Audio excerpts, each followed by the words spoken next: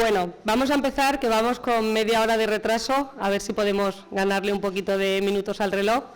Buenas tardes a todos, bienvenidos a esta última jornada del Encuentro Iberoamericano de Enfermedades Raras, Huérfanas o Poco Frecuentes.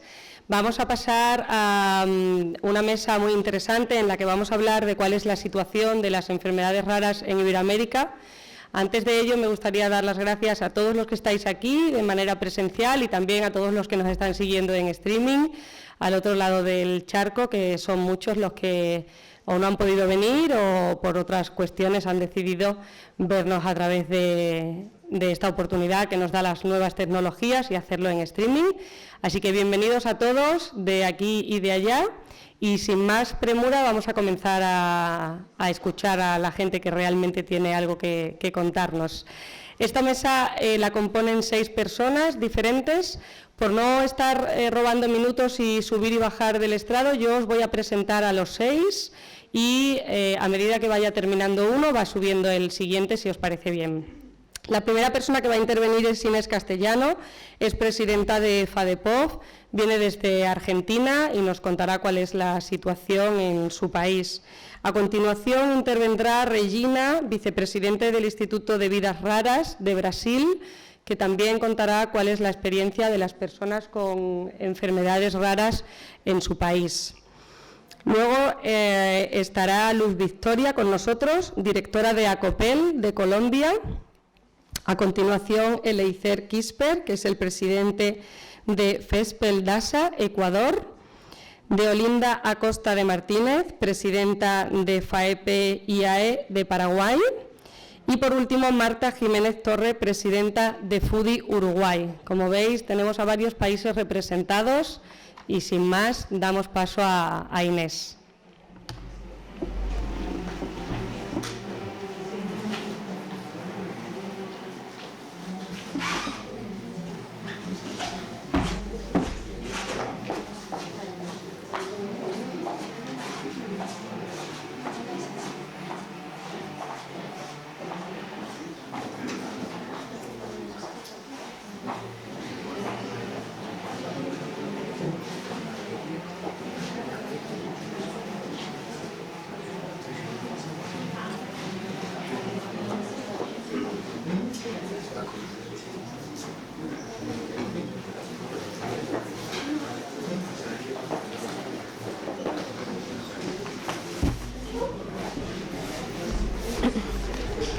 Buenos días, buenas tardes. Perdón, hubo un error. Esta presentación que aparecía acá es la corresponde a la charla de mañana y bueno, listo, solucionado. Bueno, muchas gracias a todos, gracias a los organizadores, gracias a todos los que están presentes. Corrí. Bueno, voy a hacer un rápido panorama de la situación de las enfermedades raras en Argentina. En Argentina contamos con una ley de enfermedades poco frecuentes, la 26689, dictada en el año 2011. La ley, con posterioridad a la ley, surgió un decreto reglamentario y luego una resolución y luego de la resolución un decreto reglamentario en el año 2015. El decreto deja muchos artículos sin reglamentar, pero está reglamentado. Básicamente habla de todo lo que tiene que ver con el cuidado integral de las enfermedades poco frecuentes, de los pacientes con enfermedades poco frecuentes. Habla de la creación de un programa nacional. El programa existe, pero sinceramente tiene muy pocas acciones que impacten concretamente en la realidad de los pacientes y en todo lo que tiene que ver con su vida diaria.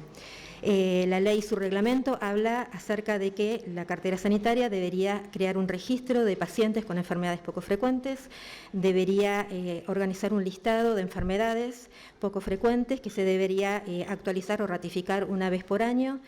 Pasaron 8 años y al día de hoy no tenemos ni registro ni listado de enfermedades poco frecuentes.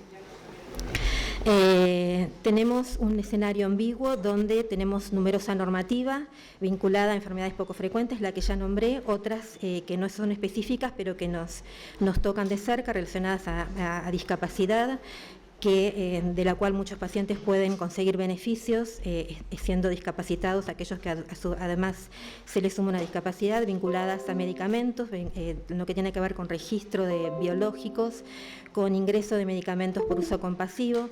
pero a pesar de toda esta teoría que nos podría amparar y asegurar los beneficios, en la práctica muchas veces las pacientes y sus familias necesitan llegar a reclamar porque sus necesidades no son cubiertas, ya sea por el Estado y sus distintos servicios o por las obras sociales y las prepagas. Esta es una situación que se da en nuestro país, donde se da un sistema fragmentado, segmentado, hay distintos niveles de categorías, de coberturas en relación a la salud. Las personas que tienen un trabajo en blanco aportan y tienen una obra social. Quien tiene la posibilidad puede pagar y tener un servicio de medicina prepaga, manteniendo su obra social, coexisten. Quienes no tienen esta posibilidad reciben atención a través del Estado, que a su vez cubre, si lo necesitan, las personas que tienen obra social o prepaga. Se cruzan, se superponen, es difícil organizar y con otra situación que se suma a lo económico, que muchas de las personas que tenían cobertura privada ya no la pueden tener y solo volvieron a su obra social, y quienes perdieron su trabajo volvieron a la situación de cobertura del Estado. En general hay falta de políticas públicas específicas vinculadas a lo que tiene que ver con enfermedades poco frecuentes. Esto impacta de manera tal que perjudica lo que tiene que ver con sospecha, con un diagnóstico certero y precoz, con la posibilidad de ser una derivación vinculada a que los pacientes tengan la posibilidad de un diagnóstico y de ser atendidos, y con la posibilidad de acceder a aquello que es indicado por el profesional tratante. Sumado a que, además de esta desigualdad en relación a los distintos niveles de cobertura que tenga la persona, también hay una desigualdad vinculada al lugar donde vive. Tenemos un país federal, la ley es nacional, pero las provincias, para que la ley tenga vigencia en su provincia, deben adherir a la ley nacional. Dentro de las acciones de la Federación se buscó estimular a las provincias para que se adhieran. El día de hoy la mitad de las provincias están adheridas. Luego de la adhesión faltaría la reglamentación, con lo cual no todos los ciudadanos tienen el mismo derecho según el lugar donde viven, ni las mismas posibilidades, porque los centros, la capital tiene más posibilidades de lugares de atención, las distancias son muy grandes y los pacientes se les complica mucho la posibilidad de ser atendidos. Por otra parte, se bajó de categoría el Ministerio de Salud, Secretaría de Salud, y no hay un plan a futuro de políticas de salud en general, y menos en temas de enfermedades poco frecuentes, como las llamamos nosotros en Argentina. Bueno, vinculado a... no lo dije, sí lo dije, vinculado a la falta de registro, como para tratar de dar una respuesta, desde FADEPOV nos pusimos a trabajar en la creación de un registro. El registro preparado se presentó al Ministerio, a la cartera sanitaria, para poder trabajar en conjunto. Llevamos tiempo con esta presentación, estaríamos a punto de firmar un convenio donde no aceptan el registro tal cual, completo, como lo armamos desde FADEPOV, sino solo el módulo de los profesionales, porque desde la cartera sanitaria entienden que los pacientes no somos personas aptas para cargar en un registro, no lo reconocen, no les parece correcto. Desde FADEPOV la propuesta fue mantener, por un lado, en paralelo, la carga de registro, la carga de los usuarios de los médicos y la carga de los representantes de pacientes, la parte de usuarios de mapa de recursos y la parte de usuarios de los reportes. Estamos esperando, en teoría, la firma sería factible, vinculada con esta posibilidad de cambio de gobierno, como para poder cerrar un trabajo que se viene haciendo desde hace tanto tiempo. Esperamos poderlo lograr.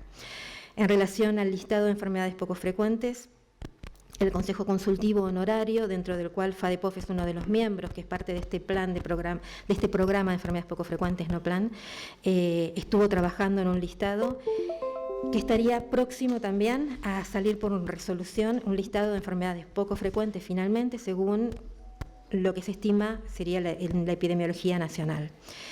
Antes hablé de un plan, una de las propuestas que se hizo el Ministerio fue la creación de un plan. Con eso no pudimos avanzar. Entendemos que tener datos a partir del registro y a partir del listado permitiría organizar un plan con acciones concretas basándose en datos reales que se adapten a nuestra necesidad. No tenemos registro, no tenemos listado. Hasta ahora se hacen muy pocas acciones y por una cuestión de buena voluntad, sin demasiada lógica. Y algo para comentar importante, que es un hito. Desde el año pasado funciona la CONETEC, la Comisión Nacional de Evaluación de Tecnologías Sanitarias, que fue creada por resolución. Mientras tanto, seguía trabajándose en el Congreso el proyecto de la creación de la Agencia de Evaluación de Tecnologías Sanitarias, que venía frenada. Esta Comisión Nacional tenía los mismos actores, más o menos, de los que tendría esta AGNET, esta Agencia Nacional. El año pasado evaluó 2 tecnologías, este año está evaluando 5. Y mientras tanto fueron trabajando, se fueron acomodando, fue un ir viendo cómo iba a funcionar y acomodando los distintos espacios.